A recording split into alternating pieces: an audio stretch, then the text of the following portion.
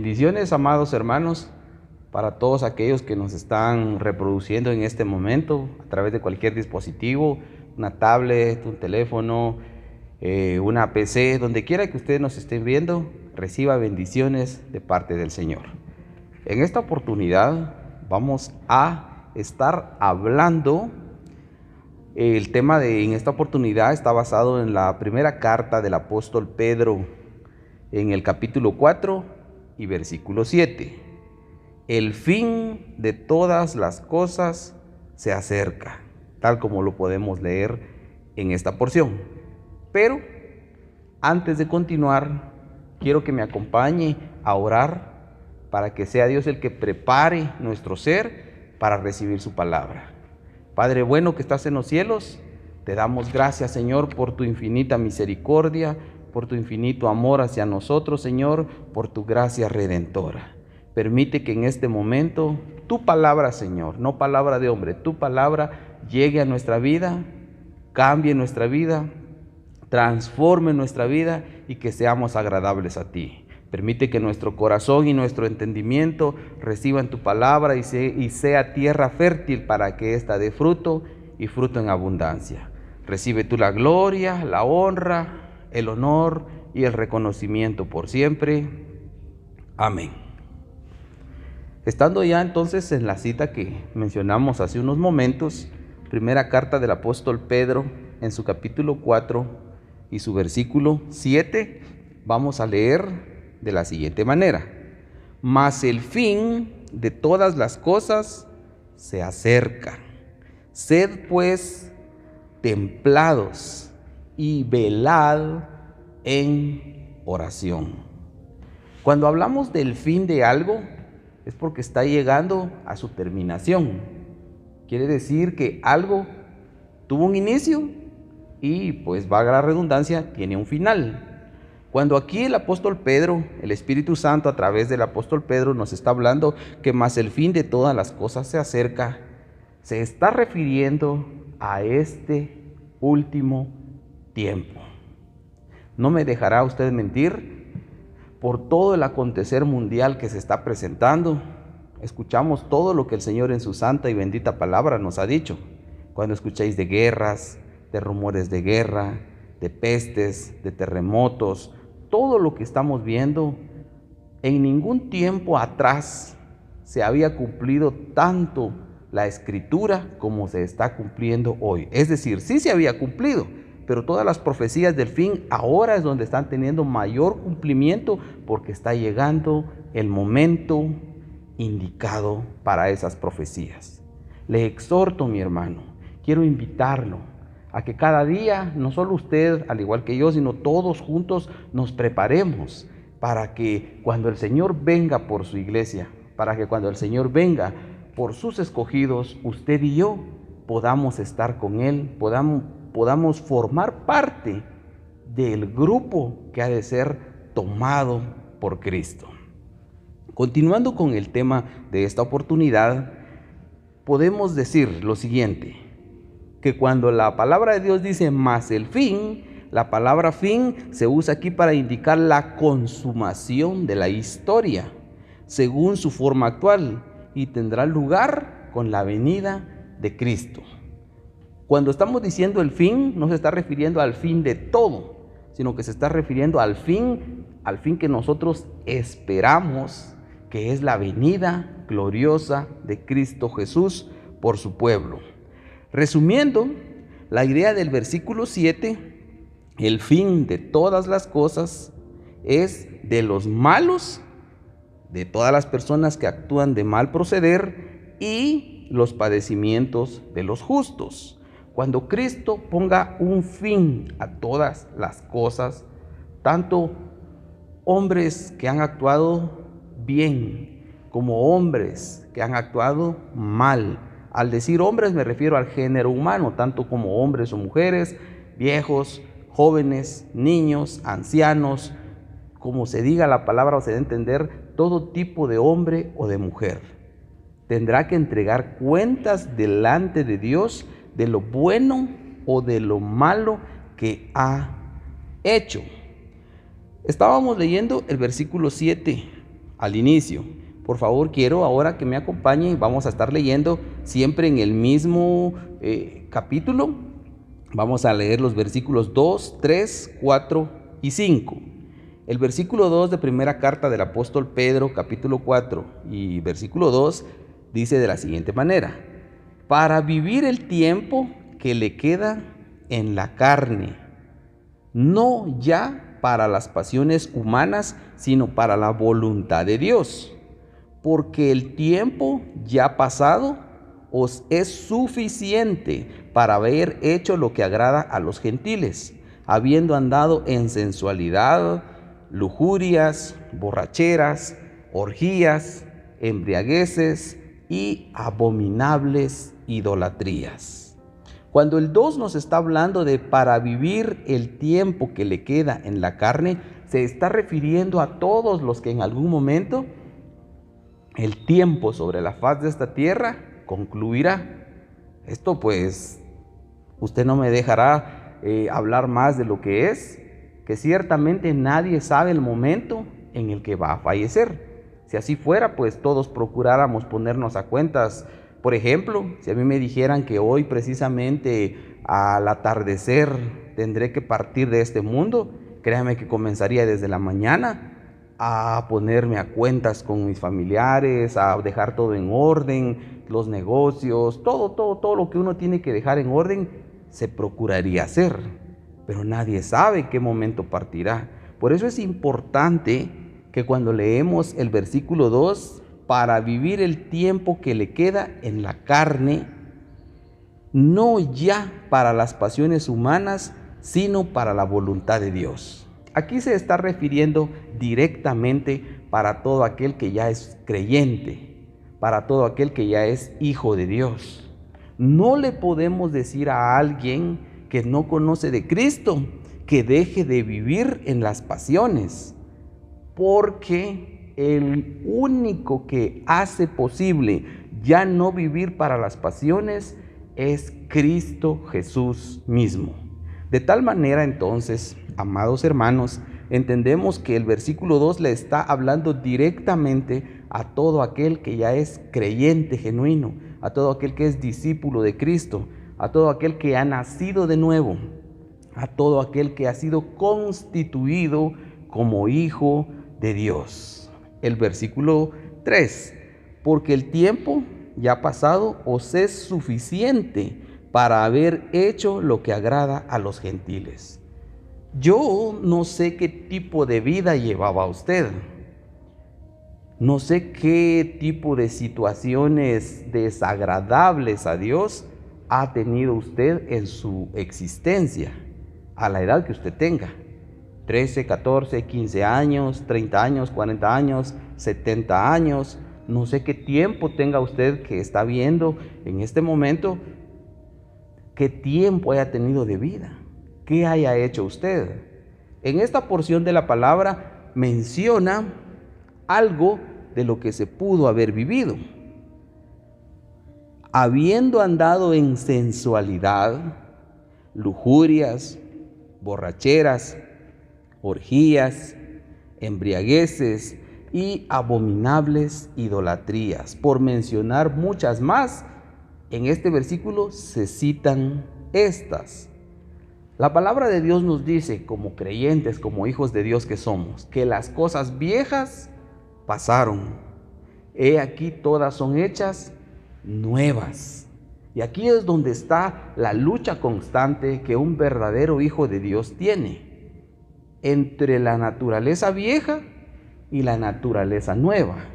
Una vez que hemos sido constituidos como hijos de Dios, la nueva naturaleza, la naturaleza de Cristo, quiere lo bueno. A la verdad el espíritu está dispuesto, pero la carne es débil. Mas la naturaleza vieja, reflejada en la carne y todos sus deseos, quiere hacer lo que antes se hacía. Y ahí es donde está esa contienda que día con día todo hijo de Dios pues tiene que pasar. Pero la victoria está en Cristo Jesús. ¿Cómo podemos sujetar esa vieja naturaleza? Únicamente en Cristo.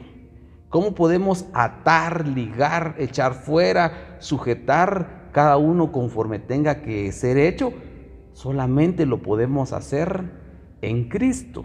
En nuestras propias fuerzas no lo vamos a poder hacer.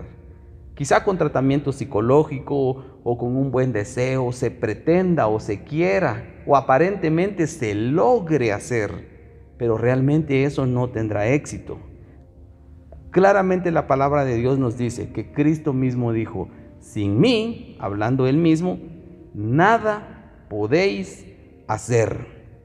Por lo tanto, podemos decir que si Cristo no está en nosotros, será humanamente difícil sujetar esa vieja naturaleza. La proximidad no es meramente del tiempo, cuando estamos viendo en el versículo 7 que dice: mas el fin de todas las cosas se acerca.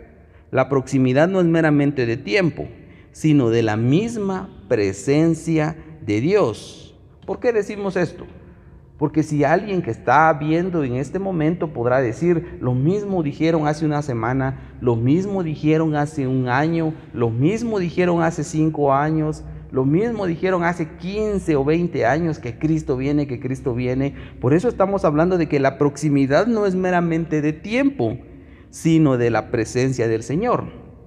Aunque el tiempo también está implícito en esto, pero no solo es tiempo, sino también es la proximidad de la presencia de Dios.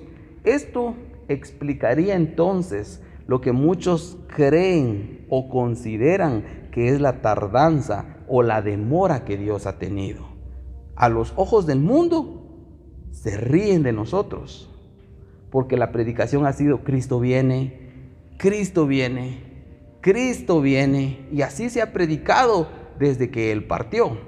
Cuando Él partió de este mundo, fue recibido en los cielos, y los ángeles que estaban en ese momento le dijeron a los discípulos que lo despidieron, que de la misma forma como lo habían visto irse, de esa forma regresaría, y regresaría por nosotros.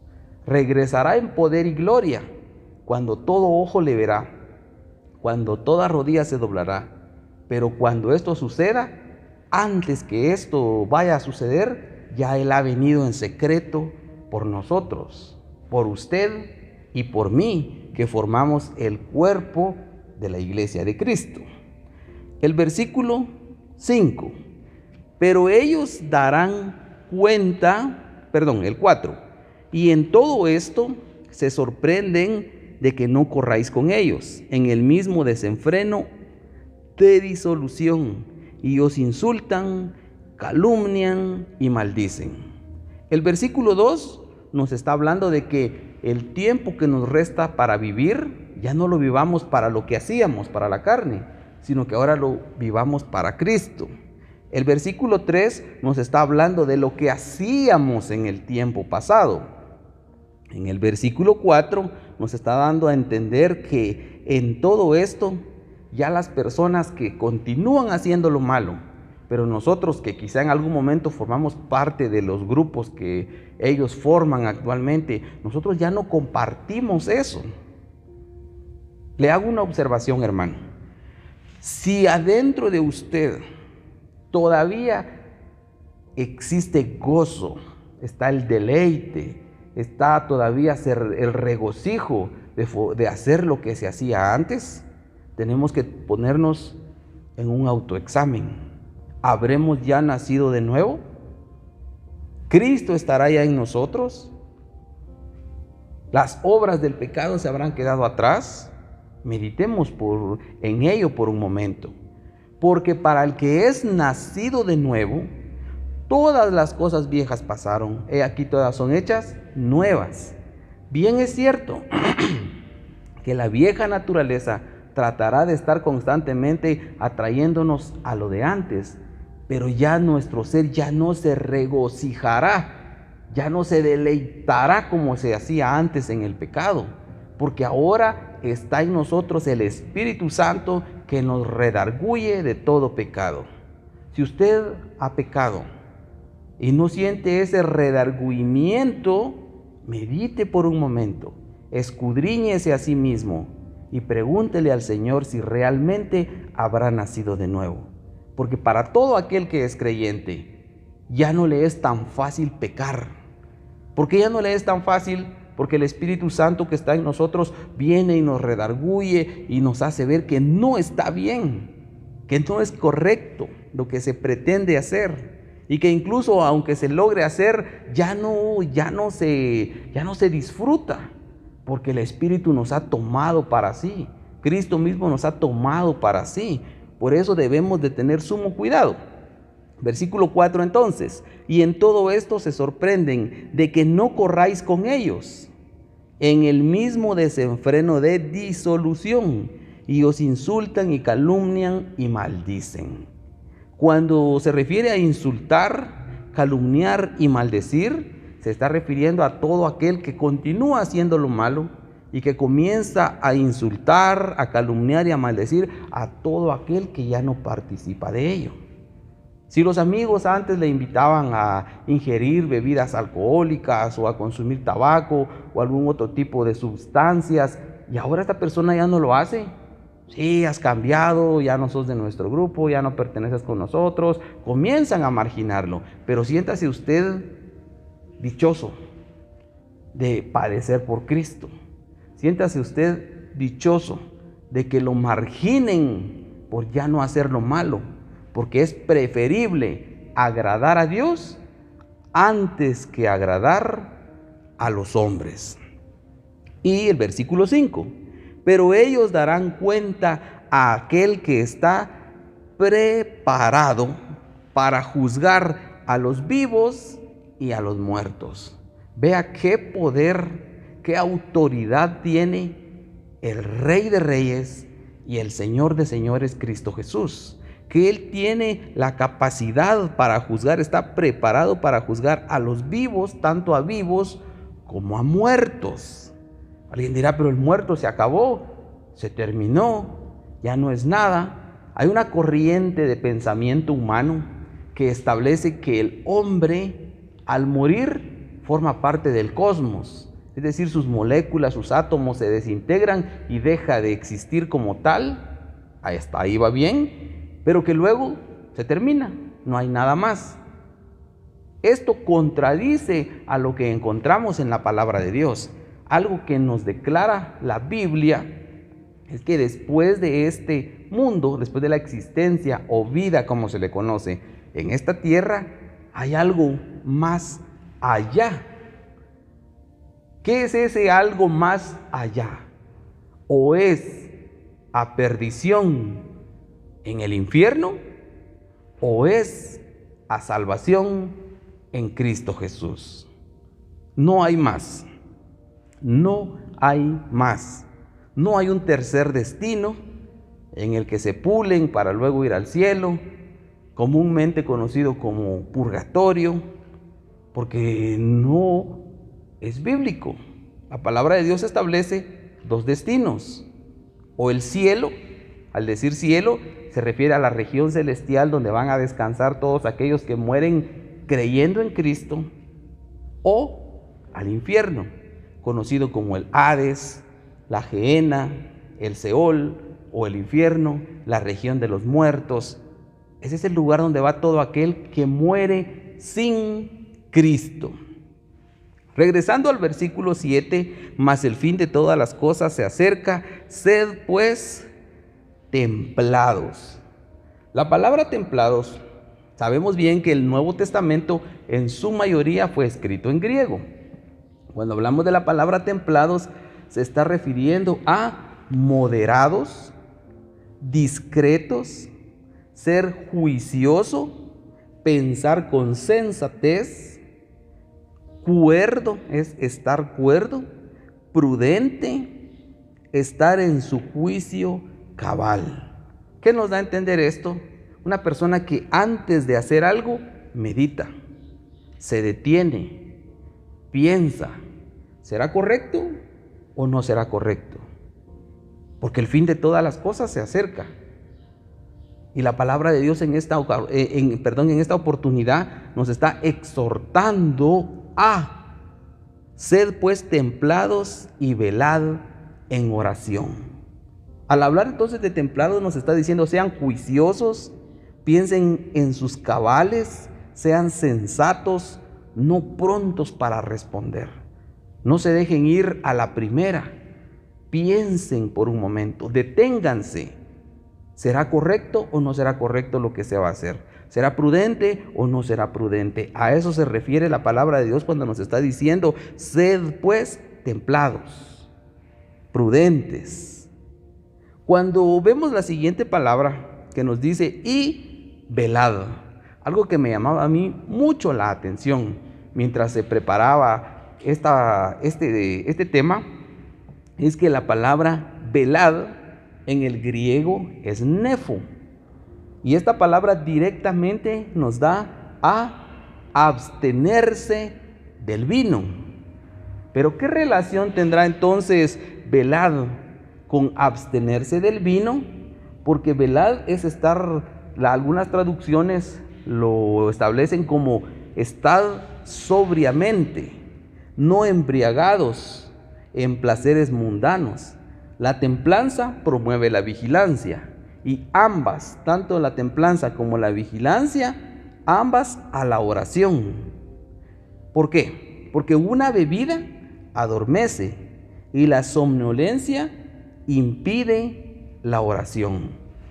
Si usted ha tenido la oportunidad de ver o de estar cerca de una persona que ingiere bebidas alcohólicas, conforme esta persona comienza a ingerir alcohol o cualquier otro tipo de bebida alcohólica, su estado mental comienza a nublarse. La razón, la sensatez ya no está en sus cabales. Comienza a hacer relajos, comienza a buscar pleitos, comienza a llorar, comienza a reírse. Cuando el estado de embriaguez pasa, las personas no recuerdan. Todo eso hice, se preguntan algunos. Sí, le dicen las personas, todo eso hiciste. E incluso hasta hay oportunidades en las que los han grabado.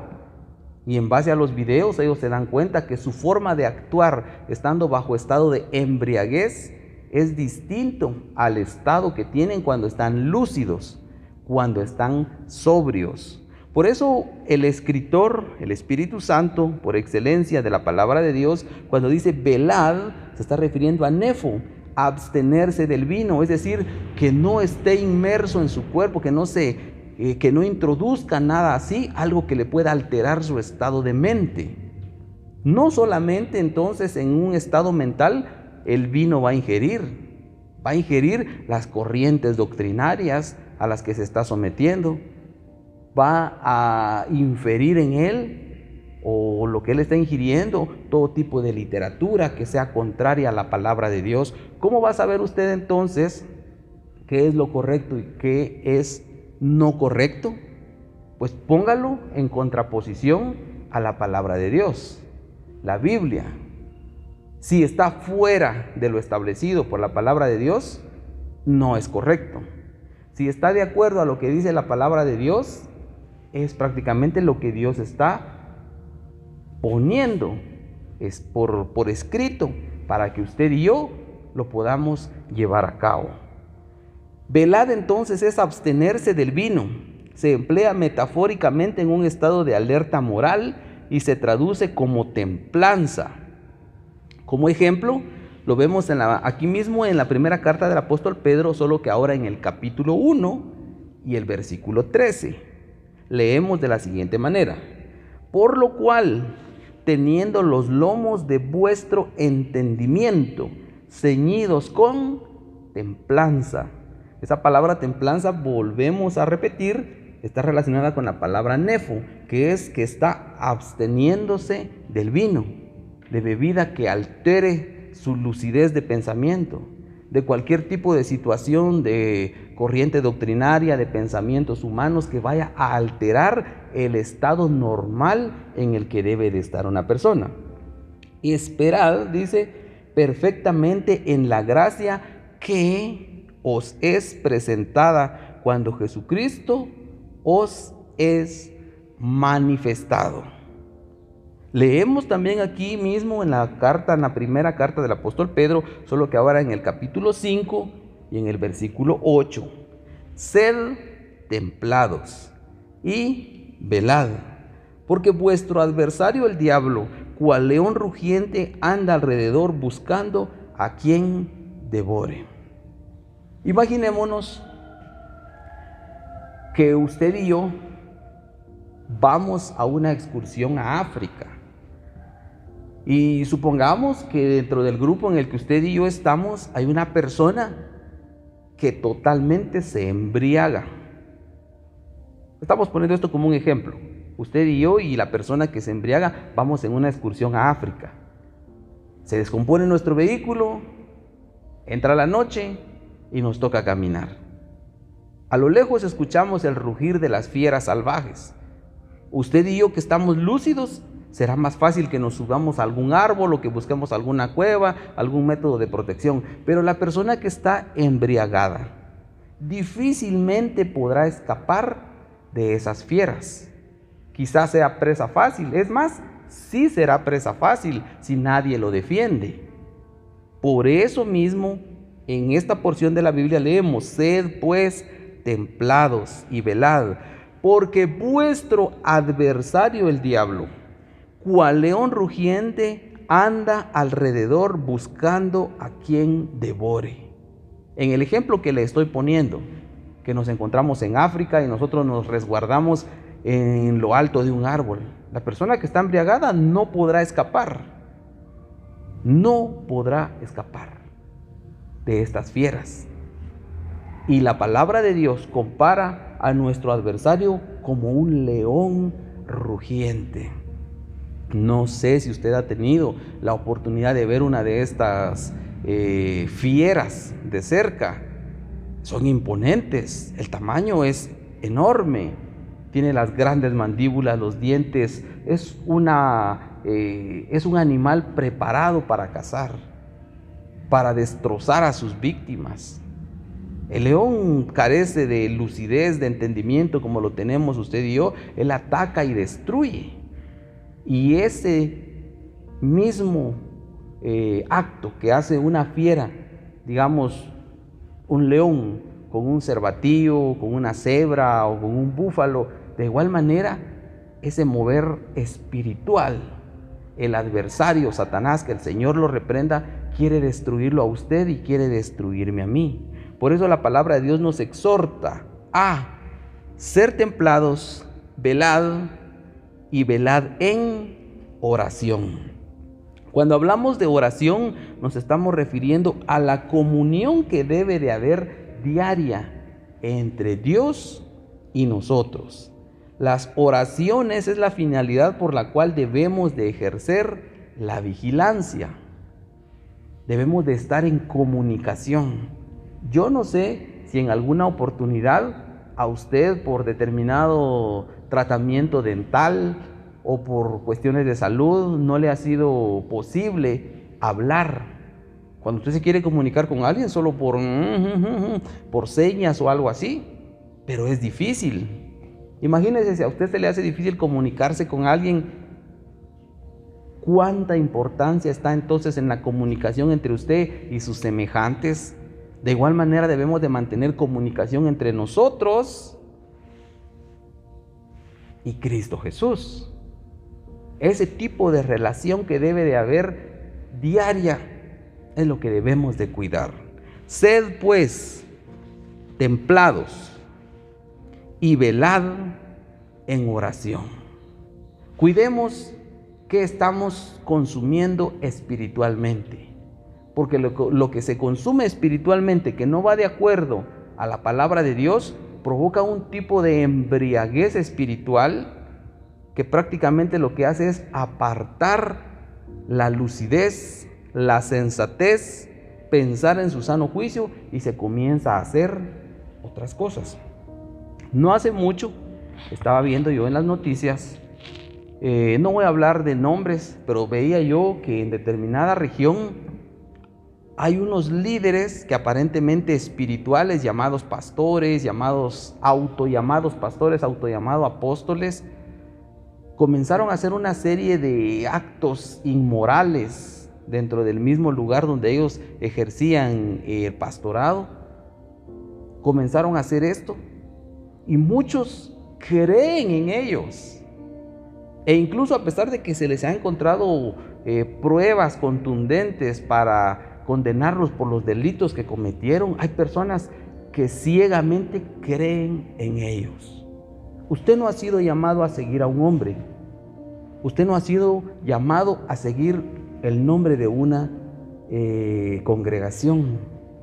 Usted no ha sido llamado a seguir a una denominación. Usted y yo hemos sido llamados a seguir a Cristo Jesús.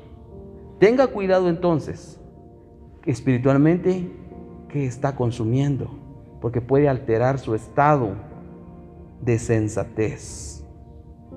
Leo nuevamente el versículo con el que comenzamos. Mas el fin de todas las cosas se acerca. Sed pues templados, velad en oración. Y el versículo 8 por último. Y sobre todo, tened entre vosotros ferviente amor, porque el amor cubrirá multitud de pecados. ¿Qué está pasando entre nosotros, miembros de una congregación? No podemos ver a un hermano, no podemos ver a una hermana, hay conflicto entre nosotros. Pongámonos a cuentas.